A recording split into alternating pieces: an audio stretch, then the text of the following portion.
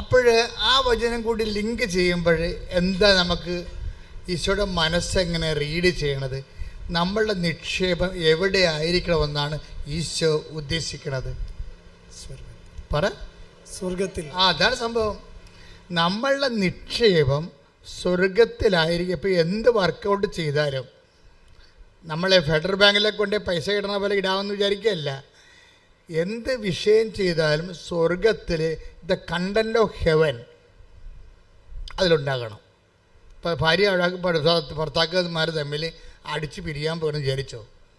നിങ്ങൾ കേസ് ജയിച്ച് 2 ക്വസ്റ്റ്യനെ നിങ്ങൾക്ക് കിട്ടി, ഞാൻ പറയും നിങ്ങൾ തോറ്റെന്ന് പറയും. എന്താ, സ്വർഗം പോയല്ല, കൊച്ചിനെ കിട്ടിയുള്ളൂ. ആ കൊച്ചു നാളെ വല്ല കഞ്ചാവിലൊക്കെ അടിക്കണമെങ്കിൽ ഇപ്പോൾ തന്നെ കുഞ്ഞ് പറഞ്ഞു കേട്ടില്ലേ, വാപ്പാനെ തല്ലിക്കൊല്ലോ എന്ന് പറഞ്ഞില്ലേ? അമ്മയെ കൊന്ന കുഞ്ഞ് പറഞ്ഞത് വാപ്പാനെ തല്ലിക്കൊല്ലാൻ പറഞ്ഞു. മക്കൾ ഇപ്പം നിങ്ങൾ മക്കളെ കിട്ടിയെന്ന് പറഞ്ഞാലും നാളെ കാര്യങ്ങൾ നിങ്ങളെ തല്ലിക്കൊല്ലാൻ പറഞ്ഞാൽ ചിലപ്പോൾ പറഞ്ഞെന്ന് വരും. അറിയാമല്ലേ? നിങ്ങളെ കേട്ടില്ലേ കഴിഞ്ഞ ദിവസത്തെ ചരിത്രം? ഞാൻ പേര് നിങ്ങൾ അധികം പറയേണ്ട കാര്യമില്ല.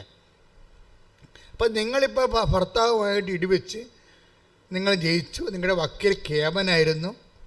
അയാൾ ഉള്ളത് ഇല്ലാത്തതൊക്കെ എഴുതി ചേർത്ത് നിങ്ങൾ അവിടെ സ്വർണം നേരത്തെ നിങ്ങൾക്കറിയാവില്ല, ഏത് വക്കീലിനും അറിയാം, ഏത് കോടതിക്കും അറിയാം, പിരിയണമെന്ന് പറഞ്ഞ പെണ്ണ് ഒരിക്കലും ഭർത്താവിൻ്റെ വീട്ടിൽ പൊന്നു വെക്കത്തില്ല. അവളുടെ അപ്പനും അമ്മയും ഒന്നും വെപ്പിക്കത്തില്ല. ആദ്യത്തെ പുതുക്കത്തിന് തന്നെ അഴിച്ചെല്ലാം അലമാരി ആക്കും. അത് ബുദ്ധിയുള്ളവർ മനസ്സിലാക്കണം. ഇത് ട്രാപ്പാണ് ഈ വരാൻ പോണത്, അടുത്ത പരിപാടി ട്രാപ്പാണെന്ന്. പക്ഷേ കേസ് വരുമ്പോൾ എന്താ പറയണത്? എൻ്റെ പൊന്നെ, എൻ്റെ 28 പവൻ പൈസ എല്ലാം അവിടെ ലോക്കറിൽ ഇരിക്കണം, അവിടെ അലമാരി ഇരിക്കണം കേസ്. അപ്പം നമ്മൾ വക്കീലിനോട് പറയാം, വക്കീലെ അങ്ങനെയൊന്നുമില്ല, കാശൊക്കെ എൻ്റെ ഉണ്ടെന്നൊക്കെ പറയും. അപ്പോൾ പറയും നിങ്ങൾക്ക് കേസ് ജയിക്കണ കാശ് വേണമെന്ന് ചോദിക്കും. അപ്പോൾ ഉടനെ ഒപ്പിട്ട് കൊടുക്കും. തീർന്നില്ലേ? കണ്ടന്റ് ഓഫ് ഹെവൻ പോയി. ഭയങ്കര ഉടമ്പടിക്കാരത്തിയാണ്, പക്ഷേ വക്കീലിൻ്റെ കക്ഷത്താണ് നിങ്ങളുടെ ആത്മാവ് ഇരിക്കണത്. ശരീരം മാത്രമല്ലേ, ആത്മാവ് ഉൾപ്പെടാം. ശരീരം മാത്രമല്ല, ശരീരമായിട്ട് ആരും കക്ഷത, ആത്മാവ്. അതുകൊണ്ട് ഈശോ പറയുമ്പോൾ പറയും ഒരു കണ്ടന്റ് ഓഫ് ഹെവൻ. നിങ്ങൾ എവിടെ ജയിച്ചാലും എത്ര കാലത്തേക്ക് ജയിക്കാൻ പറ്റും? എത്ര കാലത്തേക്ക് ജയിക്കാൻ പറ്റും? ഈ ജീവിക്കണ ഇത്രയും കാലം ജീവിക്കാൻ പറ്റും അല്ലേ? അതായത് വേണ്ട സമയത്ത് നിങ്ങൾ കർത്താവിനെ തള്ളിപ്പറഞ്ഞിട്ടുണ്ട്. സത്യം തള്ളിപ്പറഞ്ഞു, നീതി തള്ളിപ്പറഞ്ഞു, സ്നേഹം തള്ളിപ്പറഞ്ഞു. എല്ലാം നിങ്ങൾ ആർക്ക് വേണ്ടി ചെയ്താണ്? തള്ളമാർ ശ്രദ്ധിക്കണേ. മക്കളുടെ കൂടെ നിന്നുകൊണ്ട് ആൻറ്റിമാരൊക്കെ ചിലപ്പോൾ കേസ് കൊടുക്കാനും ഡൈവേഴ്സിനും അബോർഷനും ഒക്കെ കൂട്ടി നിൽക്കുന്ന, പിമ്പായിട്ട് നിൽക്കുന്ന ആൾക്കാരില്ലേ, അവറാച്ച പണി വരുന്നുണ്ട്. ഒരു കുഴപ്പമില്ല. നിങ്ങൾ ഒറ്റടക്കി സഭയൊന്നും പോകത്തില്ല. എന്തുകൊണ്ടാണ് അമ്മ ചില സമയത്ത് ഹൃദയത്തിൽ സംഗ്രഹിച്ച് മിണ്ടാണ്ടിരുന്നത്? ചില സമയത്ത് ദൈവത്തിന് മുമ്പ് മിണ്ടാണ്ടിരിക്കണതാണ് നല്ലത്. മിണ്ടിപ്പോയ കൗണ്ടാവും. നല്ല ഹെവി ആയിട്ടുള്ള അനീതിയല്ലേ കിട്ടണത്. ചോരക്കുഞ്ഞിനെ കൊണ്ട് പെറ്റ് കഴിഞ്ഞ ആഴ്ച പറഞ്ഞതല്ലേ, ചോരക്കുഞ്ഞിനെ കൊണ്ട് പെറ്റ് കിടക്കണ സമയത്ത് തന്നെയാണ് ഇനി വീട്ടിൽ പോകാമല്ലോ, പെറ്റ് കഴിഞ്ഞല്ലോ, ഇനി വീട്ടിൽ പോയി ഇത്തിരി ഭക്ഷണം കഴിച്ച് സമാധാനത്തിൽ ഉറങ്ങിയിട്ടത്ര ദിവസമായി എന്തൊക്കെ വിചാരിച്ചിരിക്കുമ്പോഴല്ലേ ഈജിപ്തിൽ പോകാൻ പറയണത്. ഉറക്കമില്ല, ഈജിപ്തിൽ പോകാൻ പറയണത്. അപ്പോൾ സ്വാഭാവികമായിട്ട് നമ്മൾ സംസാരിച്ചാൽ ദൈവത്തിനെതിരെ സംസാരിക്കത്തുള്ളൂ. ഉറപ്പല്ലേ? അതുകൊണ്ട് അമ്മ ആ രാത്രി ഹൃദയത്തിൽ സംഗ്രഹിച്ചു എന്നാണ് പറയണത്. പരിശുദ്ധാത്മാവ് കൂടെ നിൽക്കുന്ന കാരണം നിങ്ങൾക്കറിയാമല്ലോ. ഈ പരിശുദ്ധാത്മാവ് എപ്പോൾ വിട്ടുപോകുന്നു അവിടെ വെച്ച് ദുരന്തം തുടങ്ങി. പിന്നെ ഞാൻ പറഞ്ഞ കുറേ ആൾക്കാർ ഡൈവേഴ്സ് ചെയ്യണമെന്നൊക്കെയാണ് ഞാൻ പറയണത്. കാര്യം ഇങ്ങനെ ചുമ്മാ ഈ കിരിയും പാമ്പും കൂടി ജീവിച്ചിട്ട് കാര്യമില്ലല്ലോ. എന്താ അങ്ങനെ പറയാൻ കാര്യം വെച്ച് കഴിഞ്ഞാൽ ചില ആൾക്കാർക്ക് ക്രിസ്തീയ ജീവിതത്തിന് കൊള്ളത്തില്ല. That is why I am saying that. ചില ആൾക്കാർ ഡൈവേഴ്സ് ചെയ്യണം, ചില ആൾക്കാർ വെള്ളം അടിക്കണം, ചില ആൾക്കാർ കഞ്ചാവ് വിൽക്കണം, ചില ആൾക്കാർക്ക് കാര്യം പണത്തോട് ഭയങ്കര ഗ്രീഡിയുള്ള ആൾക്കാർ, ചില ആൾക്കാർ പലിശയായിട്ട് തന്നെ ജീവിച്ച് തീരണം. പലിശ വാങ്ങിച്ച് ആരെ കണ്ടാലും പലിശ കിട്ടുക. അമ്മയ്ക്ക് പോലും മരുന്ന് പിടിക്കാൻ കാശ് കൊടുക്കത്തില്ല. പക്ഷേ അതേസമയം അയൽവാസിക്ക് കാശ് ആവശ്യത്തിന് കൊടുക്കും. എന്താ കാര്യം? അയൽവാസിക്ക് കൊടുത്താൽ പലിശ നമുക്ക് കിട്ടും. അമ്മക്ക് മരുന്ന് മേടിക്കാൻ കൊടുത്താൽ കാശ് കിട്ടത്തില്ല. അപ്പം കുറേ ആൾക്കാർ പലിശയുടെ തന്നെ ജീവിക്കണം. എന്താ കാര്യം? അവർക്ക് ക്രിസ്തീയ ജീവിതത്തിന് വേണ്ടി പറ്റത്തില്ല. അതാണ് പ്രശ്നം. ക്രിസ്തീയ ജീവിതം എന്ന് പറഞ്ഞാൽ സത്യസന്ധമായ ജീവിതമല്ലേ. സ്വർഗത്തിന് വേണ്ടി എന്തും ചെലവഴിക്കാൻ വേണ്ടി ക്രിസ്തു ക്രൂശിക്കപ്പെട്ടിട്ട് വേണ്ടിയെടുത്ത ജീവിതമല്ലേ. അപ്പോൾ അതുകൊണ്ടാണ് ഈശോ പറഞ്ഞത് ചെറിയ അജഗണമേ ഭയപ്പെടേണ്ടെന്ന് പറയും. Take the word of God. ചെറിയ അജഗണമേ ശ്രദ്ധിക്കട്ടെ. ഹല്ലേലൂയ ഹല്ലേലൂയ ഹല്ലേലൂയ. 12:32 ചെറിയ അജഗണമേ ഭയപ്പെടേണ്ട, എന്തെന്നാൽ നിങ്ങൾക്ക് രാജ്യം നൽകാൻ നിങ്ങളുടെ പിതാവ് പ്രസാദിച്ചിരിക്കുന്നു. അപ്പൊ ഈ കണ്ട കെട്ടുകാഴ്ച ഒന്നുമില്ല. അജഗണം ചെറുതാണെന്നല്ലേ പറയണം. അജഗണം ചെറുതാണ്. ഇപ്പൊ കർത്താവിൻ്റെ വചനം കേൾക്കുമ്പോൾ അതിൻ്റെ അകത്ത് സ്വർഗത്തിൻ്റെ നമ്മൾ തോറ്റാലും ശരി എൻ്റെ കർത്താവ് ജയിക്കണം, അവൻ്റെ വചനം ജയിക്കണം എന്ന് വിചാരിച്ചുകൊണ്ട് നമ്മൾ കേസ് തോറ്റു കൊടുക്കുന്നവരുണ്ട്. ചിലപ്പോൾ കൊച്ചു നഷ്ടപ്പെടും, ചിലപ്പോൾ അവർ പൊന്ന് നഷ്ടപ്പെടും, കേസ് അവർ തോക്കും. അപ്പോഴൊരു മനസ്സിൽ പരിശുദ്ധാത്മ വരും, കേസ് തോറ്റെന്നേ ഉള്ളൂ, കർത്താവ് നിന്നെ തോറ്റിട്ടില്ല, നീ കർത്താവിനെ ജയിപ്പിച്ചുകൊണ്ടാണ് കോടതിയിൽ നിന്ന് ഇറങ്ങി പോന്നിരിക്കണത്. ഒരിക്കലും നീക്കറിയാവില്ല, ക്രിസ്തുവിനെ തോൽപ്പിക്കാൻ പറ്റത്തില്ല. ക്രിസ്തുവിനെ തോൽപ്പിച്ചുകൊണ്ട് ലോകത്തെ നേടിയെടുത്തു കഴിഞ്ഞാൽ ആത്യന്തികമായ പരാജയം ആരുടേതായിരിക്കും? നമ്മുടേതായിരിക്കും.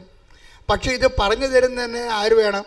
സ്വീകരിക്കണമെങ്കിൽ എന്ത് വേണം? പരിശുദ്ധാത്മ വേണം. പ്രാർത്ഥിക്കുക, കർത്താവേ അങ്ങയുടെ പരിശുദ്ധാത്മാവിനെ സ്വീകരിക്കുവാനും ആത്മാവിൽ നിലനിൽക്കുവാനും ചെറിയ അജഗണത്തിന്റെ കൂടെ കൂട്ടപ്പെടുവാനും അമ്മേ പരിശുദ്ധമ്മേ എനിക്ക് വേണ്ടി അങ്ങയുടെ തിരുക്കുമാരനോട് പ്രാർത്ഥിക്കണമേ. ശ്രദ്ധിക്കട്ടെ.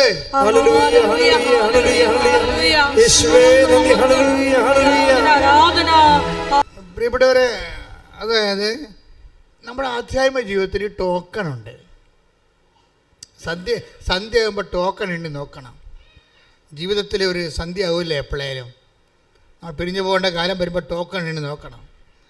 ടോക്കൺ എണ്ണി നോക്കുമ്പോൾ കണ്ടന്റ് ഓഫ് ഹെവൻ, അതായത് നിൻ്റെ തീരുമാനത്തിൽ എൻ്റെ മക്കൾ, അതായത് നിങ്ങളിങ്ങനെ സ്വത്തുകാരാകണത്, വാട്ട് ഈസ് അവർ സബ്ജക്റ്റ്? നിങ്ങളുടെ നിക്ഷേപം എവിടെയോ? Take the word of God.